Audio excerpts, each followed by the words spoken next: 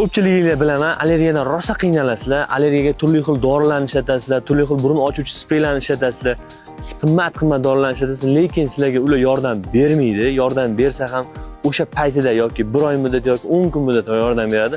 Hozir sizlar bilan allergiyani davolashning eng samarali usullari va tabiiy usullarini sizlar bilan ko'rib chiqamiz. Yana bir bor eslatib o'taman, allergiyaga sizlar burun ochuvchi spreylardan foydalansanglar, turli xil spreylar, Renaxil bo'ladi, Snow bo'ladi. Bu spreylar sizlarga vaqtinchalik yordam beradi va eng yomoni bu spreylarga qaramlikka olib boradi va oxir-oqibat bu spreylar sizlarni operatsion stolgacha olib borishi aniq bu fakt hisoblanadi.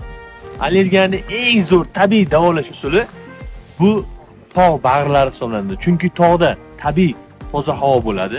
Hech qanaqa bakteriya, infeksiya, mikrob bo'lmaydi. Burun orqali nafas olganingizda burningizdan faqat toza havo kiradi va o'pkalar to'liq nafasga to'yadi va hech qanaqa allergiya birpasda yo'q bo'ladi. Shuning uchun sizga tavsiya qilaman, 1 yilda 2 marta, imkon bo'lsa 1 marta tog'li havolarga chiqib, dam olib, bemalol maza qilib nafas olib yurishinglar. Shu videoni allergiyasi bor o'rtoqlarga jo'natib qo'yinglar, ular ham tog'li havoga chiqib maza qilib nafas olib allergiyadan